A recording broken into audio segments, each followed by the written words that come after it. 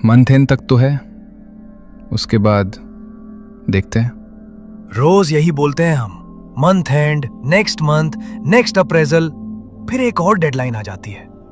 कभी लगता है हम लोग सिर्फ पेंडिंग टास्क बन के रह गए हैं। प्रेशर तो है, मान लिया, पर चॉइस भी तो नहीं है। काम छोड़ दिया तो घर कैसे चलेगा? चॉइस है, बस हम लेने से डरते हैं। रात के 1 बजे ऑफिस में बैठ के एक्सेल भरना, ये भी कोई लाइफ है? कभी कभी लगता है हम लोग बस लाइट्स बंद होने के बाद ही दिखाई देते हैं, जैसे दिन हमारे लिए बना ही नहीं है। कंप्लेंट से काम नहीं चलता अमन। बिल्स आते हैं, एक्सपेक्टेशंस आती हैं, और हम चुपचाप काम करते रहते हैं। कल सुबह जब माँ बोलेगी ना, इतनी रात तक क्यों जाग रहा है, तब बोलूंगा, कंपनी का भूत पकड़ के बैठा है। ब्रेक ले लेते हैं, दिमाग जाम हो गया है। स्मोक? रवि ने बस सर हिला दिया। बैल्कनी का दरवाजा खुला तो ठंडी हवा का झोंका अंदर आ गया। नीचे शहर दूर लग रहा था, जैसे किसी और ही दुनिया का हो। दोनों ने सिगरेट जलाई। फ्लेम 1 सेकंड के लिए चमकी, फिर अंधेरे में घुल गई। कभी कभी रात इतनी शांत होती है कि लगता है अगर कोई चीखे भी ना तो भी आवाज कहीं पहुंच नहीं पाएगी। रवि, वो देख। रवि ने भी देखा। एक औरत बालकनी में इधर उधर चल रही थी। फोन कान से लगा हुआ था, बेचैन। अगर वो सिर्फ खड़ी होती तो शायद नॉर्मल लगती, पर वो रुक रुक कर हाथ हवा में झटक रही थी, जैसे किसी से लड़ रही हो। लेट नाइट आर्ग्यूमेंट लग रहा है। बॉयफ्रेंड होगा या हस्बैंड। रात के 1 बजे कौन शांत रहता है? तभी वो औरत अचानक रुक गई। उसने बालकनी की रेलिंग को जोर से पकड़ लिया और चिल्लाई। शब्द उन तक साफ नहीं आए, पर उसकी टोन बिल्कुल साफ थी। गुस्सा, दर्द और कुछ ऐसा जो समझ में नहीं आ रहा था। काफी इंटेंस है। हाँ, पर थोड़ा अजीब भी। कैसे? रवि कुछ सेकंड तक उसे देखता रहा। फोन पे लड़ाई होती है, पर वो ऐसे रिएक्ट कर रही। अमन ने सिगरेट का एक और ड्रैग लिया, बात को हल्का करते हुए बोला, ओवरथिंक मत कर, चल काम फिनिश करते हैं। रवि ने सिगरेट बुझा दी, पर उसकी नजर अभी भी सामने वाली बालकनी पर ही थी। उधर वो औरत फोन कान से लगाए खड़ी थी। उसकी आवाज कांप रही थी। हैंडल नहीं कर सकते? तुम बात किस तरह कर रहे हो? प्लीज, ऐसे चिल्लाने से कुछ चेंज नहीं होगा। तुम कह रहे हो चिल्लाओ मत, जब मैं यहाँ अकेली खड़ी हूँ। देखो, तुमने जो डिसीजन लिया वो तुम्हारा था। मैंने कब कहा था कि मैं इस सब के लिए रेडी हूँ? तो जब सब ठीक था तब रेडी थे? जब प्रॉमिसेस की बात होती थी तब? प्रॉमिसेस तो होते हैं, रियलिटी अलग होती है। मैं अकेली हूँ, समझ रहे हो तुम? अकेली। अभी तो तुम स्ट्रांग हो, तुम मैनेज कर लोगी। मैनेज? तुम्हें लगता है ये कोई प्रोजेक्ट है जो मैं मैनेज कर लूंगी?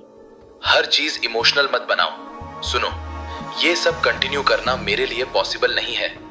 मैं ऑलरेडी प्रेग्नेंट हूँ।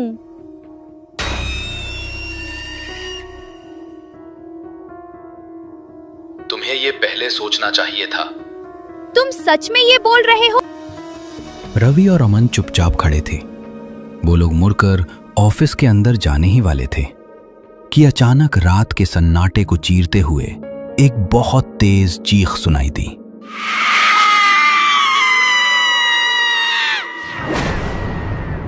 चीख इतनी जोर से आई कि दोनों एकदम से वहीं रुक गए। अमन का हाथ दरवाजे के हैंडल पर ही जम गया। रवि का शरीर जैसे एक पल के लिए सुन्न हो गया। दोनों ने घबराकर सामने वाली बिल्डिंग की बालकनी की तरफ देखा।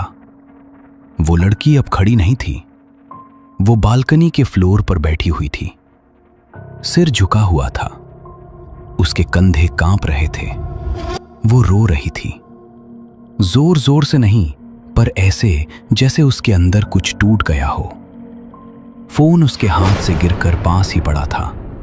यार, सुना तुमने? हाँ, वो ठीक नहीं लग रही। ऐसी चीख नॉर्मल नहीं होती। हमें बीच में नहीं पड़ना चाहिए। मतलब? वो अकेली है, रात का टाइम है, रो रही है। और हमें क्या पता क्या चल रहा है? जो कॉल हमने सुना कुछ भी ठीक नहीं था। इसलिए तो मदद चाहिए उसे। या फिर कोई बड़ी दिक्कत है। दिक्कत हो या कुछ भी, वो इंसान है और प्रेग्नेंट है। और अगर हम गए और बाद में कुछ गलत हो गया तो? पुलिस, सवाल, चक्कर, तू जानता है ना ये सब कैसे होता है। अमन कुछ बोलने वाला था, फिर चुप हो गया। उसकी नजर फिर से उस लड़की पर चली गई। वो अब भी वहीं बैठी रो रही थी। अगर हमने कुछ नहीं किया और उसने अपने आप को कुछ कर लिया तो? ये जिम्मेदारी हम पर मत डाल। शहर में रोज ऐसी कहानियां होती हैं। तो हम बस देखते रहेंगे। वो लड़की धीरे धीरे उठ खड़ी हुई। उसके पैर ललखड़ा रहे थे, पर वो सीधा बालकनी की रेलिंग की तरफ बढ़ने लगी। रवि और अमन दोनों एक साथ सीधे हो गए। दोनों की सांस जैसे एक पल के लिए अटक गई। उनकी आंखें उस पर जम चुकी थीं। समझने का टाइम ही नहीं मिला कि वो क्या करने वाली है। भाई, ये क्या कर रही है? वो लड़की रेलिंग पर चढ़ने की कोशिश कर रही थी। एक हाथ से रेलिंग पकड़कर दूसरा पैर ऊपर रखने लगी। रवि का गला सूख गया। अमन, चिल्लाना मत, पता नहीं कैसे रिएक्ट करेगी। अमन के मुंह से आवाज ही नहीं निकली। वो दोनों चिल्लाना चाहते थे, उसे रोकना चाहते थे, पर शब्द गले में ही अटक गए। तभी अचानक लड़की का पैर फिसला। उसका बैलेंस बिगड़ गया और वो रेलिंग से नीचे गिर पड़ी। बैल्कनी के फ्लोर पर जोर से लगी। दोनों के दिल जोर से धड़क उठे। Oh shit! कुछ पल के लिए दोनों को लगा बस अब सब खत्म, पर अगले ही सेकंड लड़की ने हल्का सा हिला। वो जिंदा थी। गिरने के बाद भी सांस चल रही थी। वो वहीं पड़ी रही, जैसे बॉडी ने साथ देना छोड़ दिया हो। अमन ने रवि की तरफ देखा।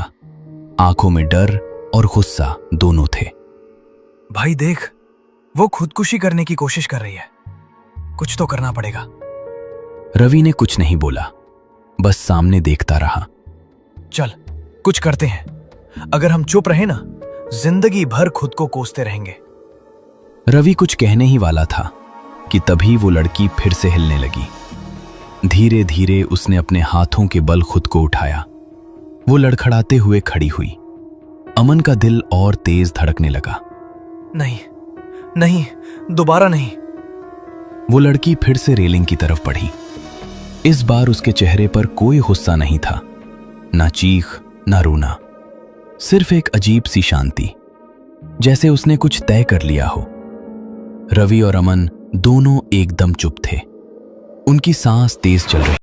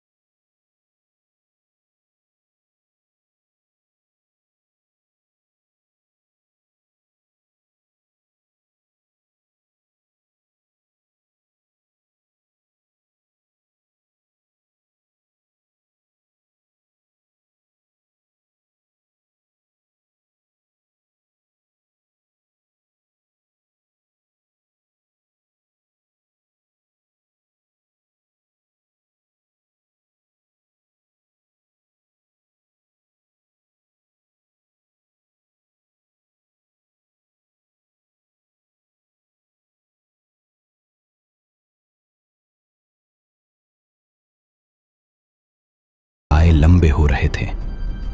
दोनों बिना बोले बस दौड़ रहे थे। सांस फूल चुकी थी, पैर दर्द कर रहे थे, पर वो रुक नहीं सकते थे। कुछ ही मिनट में वो सामने वाली बिल्डिंग के पास पहुंच गए। दोनों उस बिल्डिंग के कंपाउंड के अंदर घुस गए। अंधेरा ज्यादा था, बस कुछ स्ट्रीट लाइट्स का पीला सा उजाला जमीन पर फैल रहा था। रवि और अमन इधर उधर भागने लगे। हर कोने में देखा, हर जगह नजर डाली। पेड़ के पीछे, पार्किंग के पास, स्टेयरकेस के नीचे, पर कहीं कुछ भी नहीं था। न कोई बॉडी, न खून, न भीड़, जैसे कुछ हुआ ही न हो। भाई, ये कैसे हो सकता है? हमने अपनी आंखों से देखा था ना, वो ऊपर से गिरी थी। हाँ, मैंने भी देखा। दोनों एक दूसरे को देख रहे थे, जैसे कंफर्म करना चाहते हों कि वो पागल नहीं हो गए। तभी अचानक उनके कान में एक जोरदार सीटी की आवाज पड़ी, इतनी तेज कि दोनों घबरा कर मुड़ गए।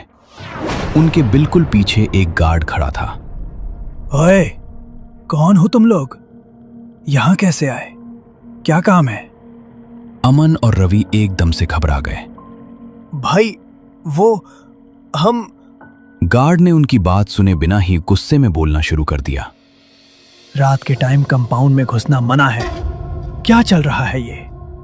रवि ने हिम्मत करके पूरा किस्सा बता दिया। बालकनी, चीख, गिरना, सब कुछ। उसकी आवाज कांप रही थी। अमन भी बीच बीच में हाँ मिलाता रहा। गार्ड चुपचाप सुनता रहा। हैरानी की बात यह थी, उसके चेहरे पर जरा भी हैरानी नहीं थी। गार्ड ने उन्हें गेट के पास आने का इशारा किया। इधर आओ। दोनों धीरे धीरे उसके पास गए। वो लड़की फोन पर झगड़ रही थी, है ना? हाँ। जोर से चीखी थी? हाँ, बहुत जोर से। एक बार रेलिंग पर चढ़ी, फिर फिसली, बालकनी में गिरी। दोनों एक साथ बोल पड़े। हाँ, जब आपको सब पता है तो आपने कुछ किया क्यों नहीं? पुलिस को बुला लेते।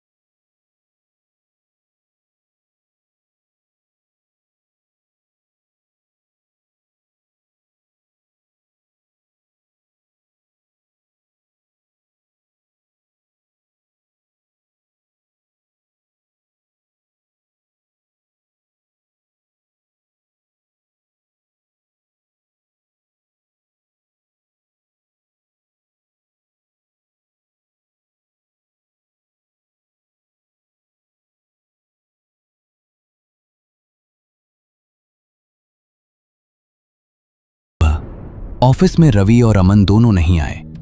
कुछ लोग कहते हैं रवि अभी भी उस रात से बाहर नहीं आ पाया। वो आज भी चीखों से घबरा कर उठ जाता है और अमन शायद शहर ही छोड़कर चला गया।